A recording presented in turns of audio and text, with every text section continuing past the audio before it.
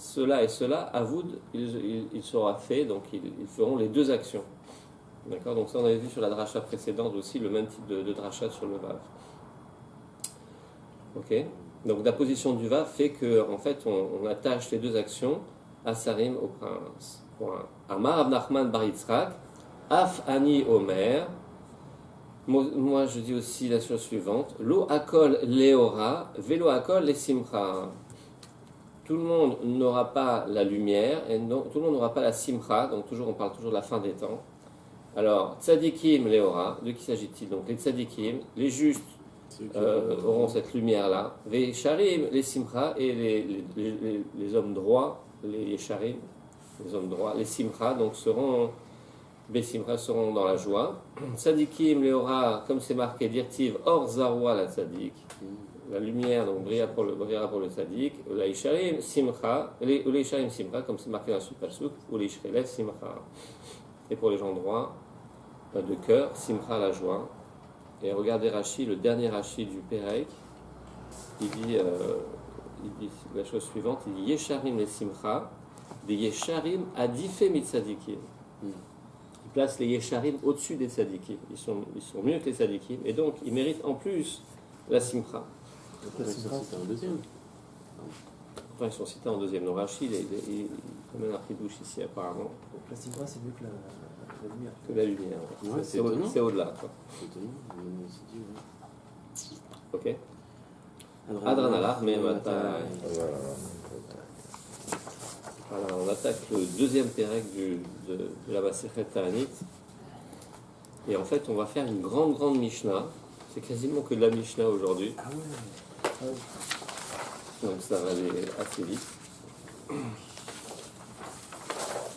Et on va décrire plus en détail la procédure des tfilotes et des jeûnes. Donc, au moment donc on a vu, en fait, en résumé, on a vu que le Beddin décrétait des jeûnes. Donc on a vu qu'il y avait une série de 3 jeûnes individuels au départ, suivi de 3 jeûnes à nouveau décrétés pour le Tibour, et ensuite on passait à 7 jeûnes. D'accord? Donc il y a 3 séries. Rappelez-vous qu'il y a 3 séries. Et on va discuter en fait sur de quelle série parle-t-on. Alors, Seder Taniot, vous l'avez? On attaque le nouveau Pérec, une grande Mishnah. Seder Taniot Ketzad. Comment se passaient donc les jours de Tanit? Motzi meta teva lirchova shel ir.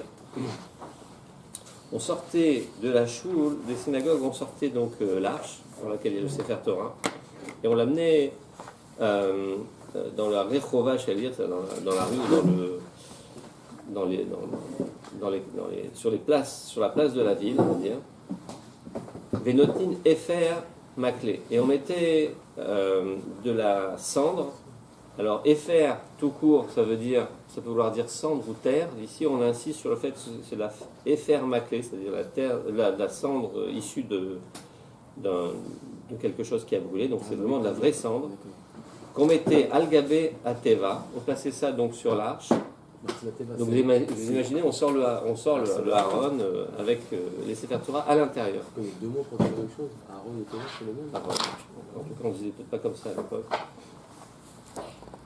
C'est bon, Alors, on mettait donc ces cendres sur la teva.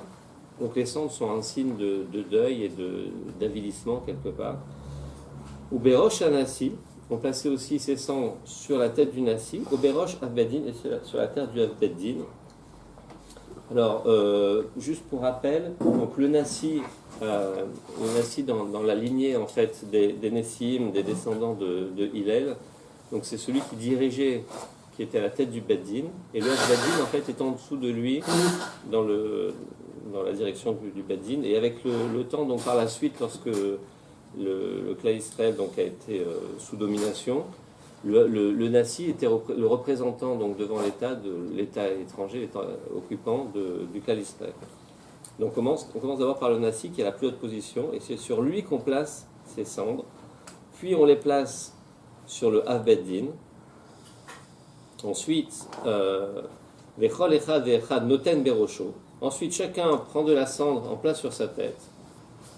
Ensuite, Azaken Shebahem, Omer Lifnehem, la personne la plus âgée parmi eux, donc le doyen du peuple, disait devant eux, divrei Gvushim, des paroles Gvushim, Rachid dit, Belaz, pressées, des paroles d'empressement, chez Kofshim et Elevavot, qui pressent les cœurs, les Arziram, les Moutav, dit Rachid, pour les ramener vers le bien.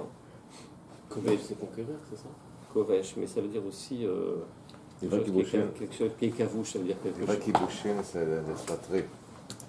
Des flatteries. Mais kavouche en général, c'est quand on fait des conserves, non? Ouais, ouais. Quand on met en conserve, Mais on vient quand presser. quand tu dis des kibbushim, C'est Hanoukhi. Hanouk. non, pas Hanouka, c'est pas. Mais disons. De bonnes choses. Des bonnes choses. Pour qu'ils soient consentants. D'accord.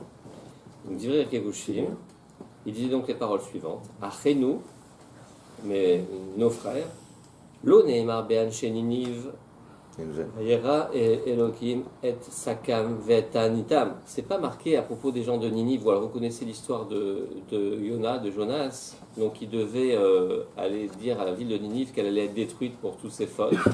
D'accord. Et la ville de Ninive a fait preuve a montré une grande chouva. Et ils ont jeûné, ils ont mis donc des sacs sur eux, etc. Donc ils ont fait un grand retour et Akadosh Baruch Hu leur a pardonné. Et le texte dit ici, sachez que les gens de Ninive, s'ils ont été pardonnés, ce n'est pas parce qu'on ne dit pas parce que Eloki, parce que Hachem a vu leur sac, leur ta'anit. Donc c'est pas les gestes qu'ils ont faits et les jeûnes qu'ils ont accumulés qui les a pardonnés. Et là, Vayar Elohim et Ma'asehem Kishavu Midarkam Ara. Donc il a vu Hachem leurs actes concrets qui ont montré qu'ils ont fait tchouva, ils sont revenus de leur mauvais chemin. D'accord. Ou Bekabbalah ou Omer. Et Kabbalah ici ça veut dire dans les Nevim, dans les prophètes, il est écrit Vekarou levafrem ve'al bigdechem. Et vous déchirez vos cœurs et pas vos vêtements. Et à l'essentiel. Donc le Zaken ici insiste sur l'essentiel, c'est-à-dire le travail qu'on doit faire au fond de soi. Donc c'est pas juste des gestes extérieurs, mais ces gestes extérieurs sont le signe, le symbole, le reflet du travail qu'on fait à l'intérieur de nous.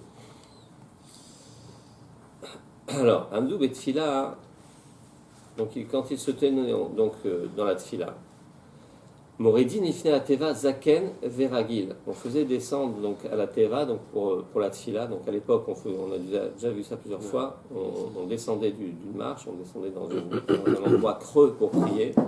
On choisissait donc comme Shaliar Tzibour un zaken veragil, quelqu'un d'ancien et qui avait l'habitude de prier. Parce que je crois que c'est Rachid qui le dit ici. S'il est pas ragil et qu'il se trompe, c'est un siman klala. Rashi, Ragil et Palel, Betfilato, Shigura Bepiv, il a la tfila qui est facile dans sa bouche. Vélo Itaï, il ne va pas se tromper. Shikol Chazan a Toé Simanra. On avait vu qu'un Chazan qui se trompe, c'est un mauvais siman. Les Shulchat, pour ceux qui l'ont envoyé vers la tfila. D'accord. Donc on prend quelqu'un qui est habitué à la tfila. Vieshlo Banim, il faut qu'il ait Banim ou Beto, il faut qu'il ait des enfants et une maison, donc il ait une